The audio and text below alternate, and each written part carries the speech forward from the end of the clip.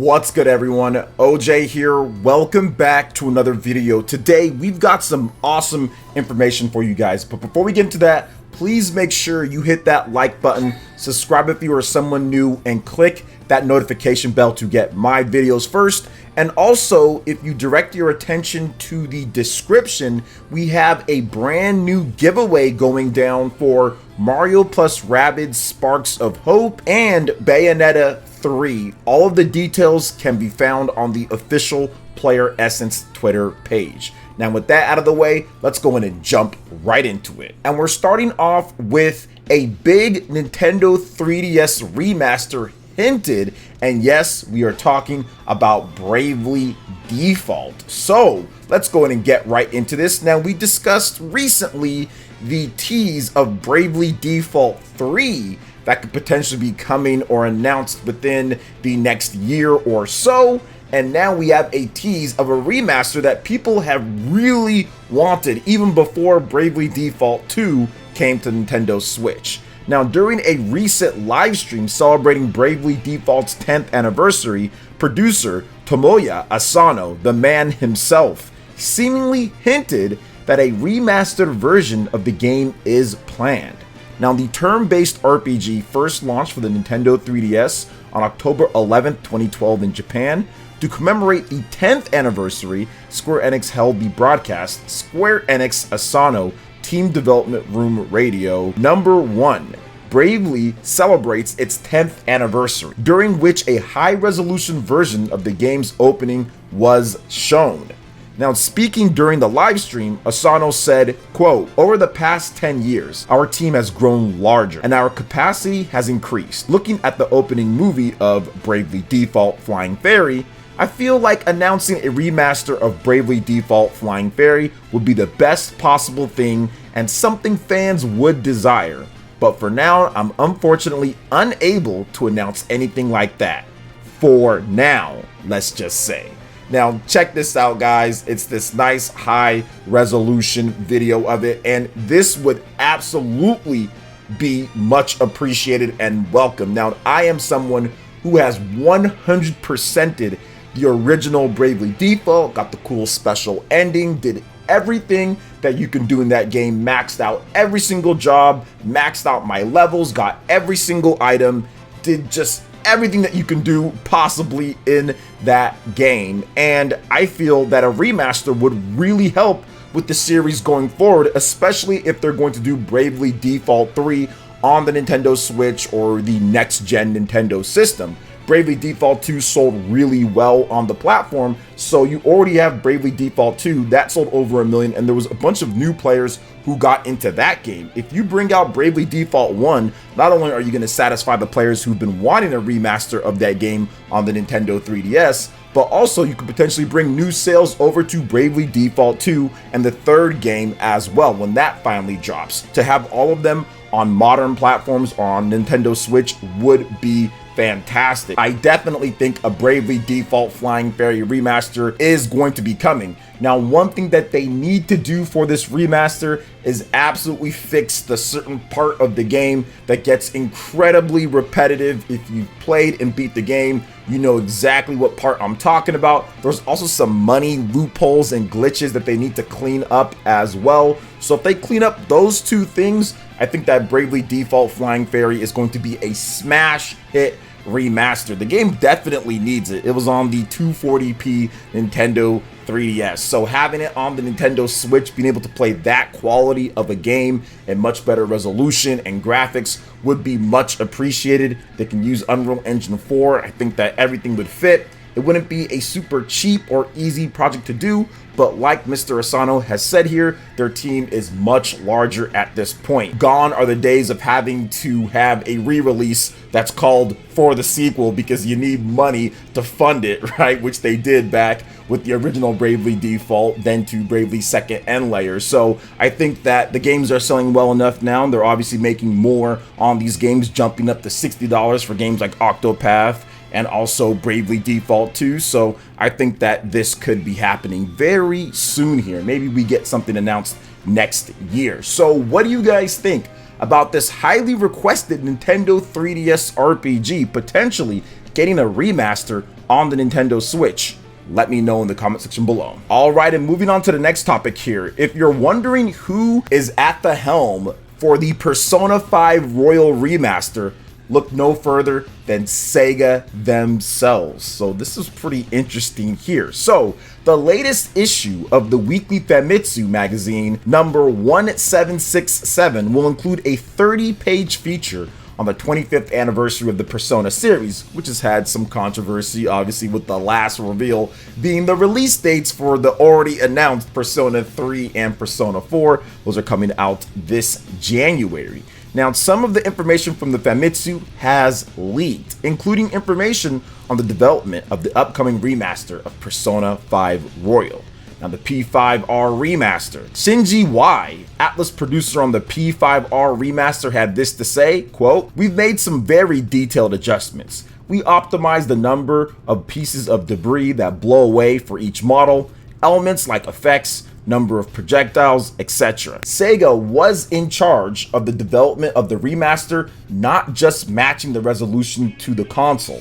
It was a very meaningful project. Multi-platform development isn't easy.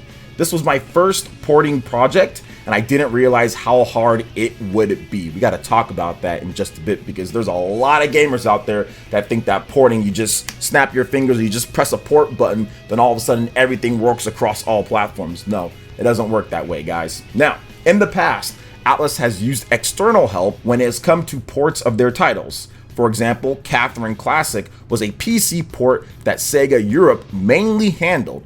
Catherine Full Body for the Nintendo Switch was Technical Arts. Soul Hackers 2 was Art Dink Corporation. The exception to this was the Steam port of Persona 4 Golden, which was led internally. However, they still got help from an outside studio. So very interesting here. There are more things that they talk about. Check out Persona Central. But I want to talk about this because fans have really been clamoring for Persona, these games, Persona 3, Persona 4, Persona 5, to come to other platforms. And I'm not trying to defend Atlus here, because trust me, I've talked about their issues multiple times on this channel, but it's not something that you can just snap your fingers and do. Now, don't get me wrong, it shouldn't take you a decade plus to get these games off of the PlayStation Portable and the PlayStation Vita to modern consoles, so it should never take that long. But at the same time, I do think that people feel that it's really easy or simple. Now, to give them some credit here, to be fair, they did get Persona 5 onto other platforms a lot faster than usual, what they've done with Persona 3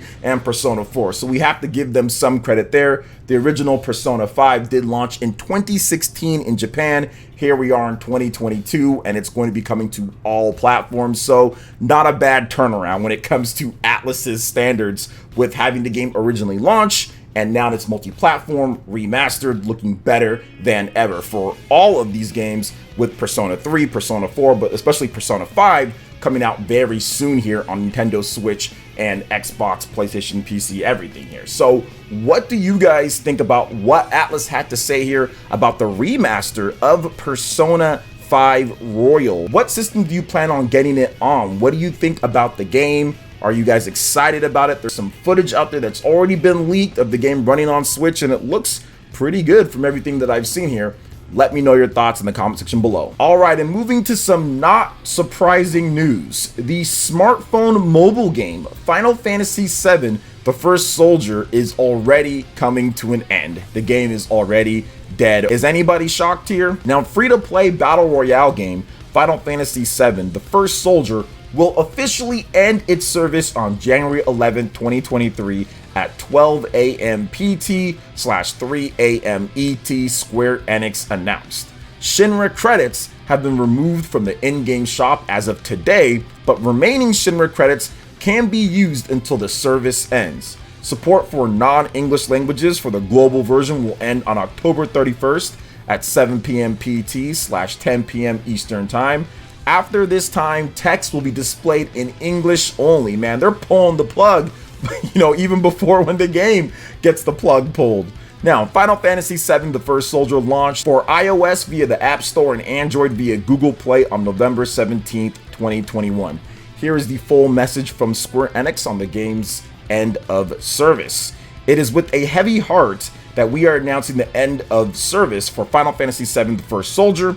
We'll be ending service at 7 UTC on January 11, 2023. Despite all our efforts to bring you regular updates with fresh and exciting content, we haven't been able to deliver the experience that we were hoping to and that you all deserve. So we have made the extremely tough decision to end service for Final Fantasy VII: The First Soldier. We would like to thank you all for supporting us over the past year. Although there is only a little less than 3 months until service ends, we will continue to make updates during this time, so we hope you will continue to enjoy Final Fantasy VII: The First Soldier until the very end. From everyone on the Final Fantasy VII: The First Soldier team. So at least they're being somewhat transparent here, but here's the thing with these mobile games, these copy battle royales, I don't think anybody was actually asking for a battle royale Final Fantasy VII game. Now, don't get me wrong.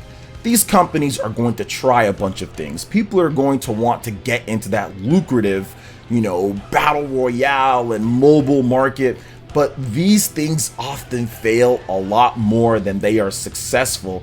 And if nobody's asking for something at all, considering that battle royales are very popular, then it might not be a good idea to do it. Now, if people are actually asking for it, like maybe a Splatoon battle royale, that's something that I've heard many people ask for. I think that that could be a possibility for mobile that could be successful because some people are asking for that because it fits with the shooting battle royale theme. But nobody was asking for a mobile battle royale Final Fantasy VII, so therefore you just didn't have much interest in the game. Even if the game came to consoles, I think that it could have still been doomed. It could have still just been doomed just because it's just not something that's too appealing to a lot of hardcore Final Fantasy players out there. And despite what Square Enix might think, Final Fantasy VII is still popular, but it doesn't have the same popularity and prestige that it once had on the PS1. That's the reason why Final Fantasy VII Remake didn't do as good as the PS1 game. Don't get me wrong, it's still very good. People still like Final Fantasy VII. It's great, but it's not the world-ending RPG in terms of popularity and sales that would warrant this type of spin-off being successful no matter what, right? So I think that was the problem with the game. It's just not something that people really wanted, and Final Fantasy VII fans didn't show up in mass droves to play it. And once again, it's just these microtransactions, somewhat low-key cash grabs that people are seeing through a lot more these days. There's a lot of competition too. So I feel sorry for the team, but it is what it is, and this stuff happens all the time. Even Nintendo has had their fair share of failures when it comes to these mobile games. Microsoft, Sony, everybody has. This is not anything new when it comes down to it. So it is what it is. But what do you guys think about this game being shut down barely 1 year after launch? Let me know in the comment section below. All right, and moving on to the next topic here, guys, we've got a brand new reveal for Pokemon Scarlet and Violet. The Pokemon Company and developer Game Freak have released a brand new trailer for Pokemon Scarlet and Pokemon Violet, inviting viewers to guess Gym Leader Iono's partner Pokemon. Meet Iono, an influencer, streamer, and gym leader who specializes in electric type Pokemon, reads the description. Can you guess Iono's partner Pokemon? Pokemon Scarlet and Violet is due out for the Nintendo Switch this November, and I think that the marketing cycle and the hype for this is getting pretty heavy. We're starting to get Pokemon news very frequently out there from the Pokemon Company because the pre-orders for this game are absolutely insane, which I did cover recently on one of my videos. So the fact that we're just getting news and getting little bits here and there is pretty good leading up to launch. Now, one thing that I saw people online, especially Twitter, kind of criticize the Pokemon Company for earlier in the year was, you're not giving us information. Where's the information? Give us some trailers and all that.